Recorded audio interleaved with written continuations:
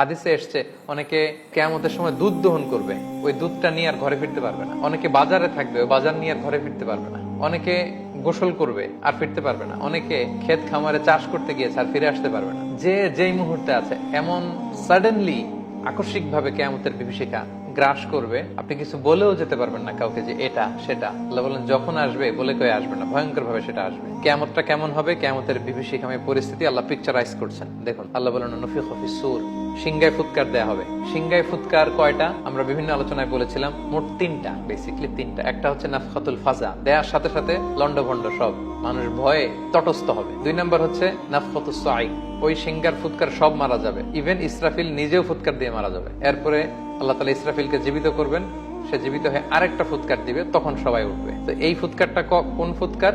3 number ফুৎকার, the last whistle of the trumpet. যখন সিংহে ফুৎকার দেয়া হবে, ফাইদা হুম মিনাল আজদাসি ইলা রাব্বিহিম ইয়ানসিলুন। ফুৎকারটা কিভাবে দিবে? হাদিসে এসেছে আল্লাহ তাআলা এই ইসরাফিল ফেরেশতাকে শুধু তৈরি করেছেন একটা বাঁশিতে ফু দেওয়ার জন্য, আর কোনো কাজ নেই। This is the only job specification of Angel Israfil আলাইহিস সালাম। ওনার কাজে একটাই। বিশাল আকৃতির এই ফেরেশতা, তাকে সৃষ্টি করার পর থেকে তার 2 ঠোঁটের মাঝখানে এই বিউগল বা ট্রাম্পিটটাকে, হুইসেলের বাঁশিটাকে রেখে তিনি আরশের দিকে তাকিয়ে আছে, যাতে আল্লাহ তাআলার আদেশ আসার পরে এক মুহূর্ত, চোখের পলকও যাতে দেরি না হয়। কখন আল্লাহ বলবেন সাথে সাথে হুইসেল দিবেন। আল্লাহু আকবার। হুইসেল দেওয়ার পরে 3 নাম্বার হুইসেলের কথা এখানে উদ্দেশ্য। দেওয়ার পরে কি হবে? মিনাল আজদাসি ইলা রাব্বিহিম ইয়ানসিলুন। অনেক মুফাসসির বলেছেন মিনাল আজদাস মানে মিনাল কুবুর, কবর থেকে লাশগুলো উঠতে আরম্ভ করবে, এবং ইলা রাব্বিহিম ইয়ানসিলুন, আল্লাহর দিকে দৌড়াতে শুরু করবে। ইয়ানসিলুনের অর্থ অনেকে বলেছে ইয়ানতাশিরুন, ছুটবে। আবার ইয়ানসিলুন শব্দের রুট ওয়ার্ড হচ্ছে নাসল। নাসল মানে জেনারেশন, মানে জেনারেশন টু জেনারেশন উঠবে, জেনারেশন টু জেনারেশন উঠবে। লক্ষ লক্ষ বছর আগের মানুষ উঠবে। কিয়ামতের আগে, সপ্তাহখানিক আগে যে মারা গেছে, যার বডিটা হয়তো এখনো পচে নাই, সেও উঠবে। আবার লক্ষ লক্ষ বছর আগে সেই যে আদম আলাইহিস সালামের ছেলে হাবিলকে হত্যা করেছিল কাবিল, হাবিল হচ্ছে পৃথিবীর প্রথম নিহত মানব, তার কবরের জিন্দেগিটা বড্ড লম্বা, তিনিও উঠবেন। জেনারেশন টু জেনারেশন সব উঠতে আরম্ভ করবে। আজদাস অনেকে বলেছেন কবর, আসলে আজদাস আরো ব্যাপক। কবর ছাড়া অন্যান্য জায়গা থেকে উঠবে, কারণ পৃথিবীর অনেক জায়গায় বন্যা হয়েছে, অনেক জায়গায় সভ্যতা চেঞ্জ হয়েছে। একসময় এখানে কবর ছিল, লাশ ছিল, এখন এখানে শহর হয়ে গেছে, ডাউন টাউন। এর ভিতরে তো মানুষের লাশ পড়ে আছে মাটির নিচে, বা তার কোনো না কোনো অস্তিত্ব আছে। আল্লাহ বলেন ওইখান থেকে আমি উঠাবো, দলে দলে, জেনারেশন টু জেনারেশন সব উঠবে। এরপরের আয়াতটা খুব ইন্টারেস্টিং, আমার খুব পছন্দের আয়াত। উঠে কি বলবে? ক্বালু ইয়া ওয়াইলানা মান বা'আসানা মিন মারকাদিনা।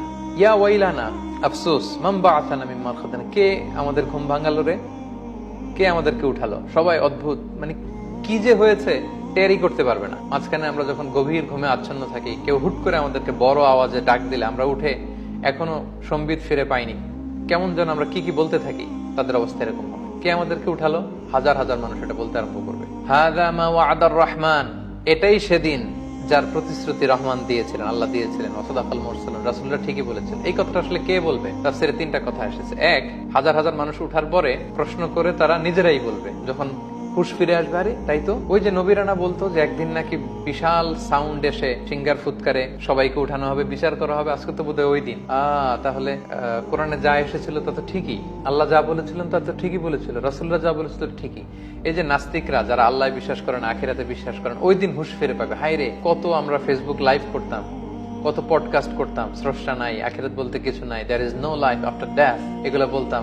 ওই দিন ঘুম থেকে ওঠার পরে নাস্তিক গুলো বলবে, ওহো, তাহলে তো ঠিকই, যা যা শুনতাম কোরআনের আয়াতে তাই তো ঘটছে, রাসূলরা যা বলেছিল তাই তো হচ্ছে, আলেমরা, স্কলাররা যা বলেছিল শেষমেশ এটাই সত্যি হয়ে গেল। হায় হায়, আমরা বিপদে পড়লাম। এই ঘটনাটাই ঘটবে। লক্ষ লক্ষ মানুষ উঠে বলবে, মান বা'আতানা মিন মারকাদিনা হাযা মা ওয়া'দার রহমান ওয়া সাদাকাল মুরসালুন। তাহলে এক তাফসীরে এসেছে নিজেরাই হুশ ফিরলে বলবে, আরেক তাফসীরে এসেছে একদল বুঝতে পারবে না কি, আরেক দল বলবে, আরে এটাই ওই যে কিয়ামত শুনতা, কিয়ামত। রাসূলরা যে বারবার বলতো, দাওয়াত দিত, আলেমরা বারবার বলতো, দাঈরা যে বলতো, স্কলাররা রিমাইন্ডার দিত, আজকে সেই রিমাইন্ডারের বাস্তব। আরেক তাফসীরে এসেছে না, ফেরেশতারা বলবে। সব মানুষ পাগলদের মতো হয়ে যখন বলবে, কিরে আজকে কে ভাঙালো আমাদের ঘুম? লক্ষ লক্ষ মানুষ হবে মাটি থেকে শুধু উঠছে আর উঠছে, এটা কি? তখন ফেরেশতারা উপর থেকে বলবে, হাযা মা ওয়া'দার রহমান ওয়া সাদাকাল মুরসালুন। এটাই সেদিন যেদিনের প্রতিশ্রুতি দয়াময় মেহেরবান আল্লাহ তাআলা দিয়েছিলেন এবং নবীরা বলেছিল।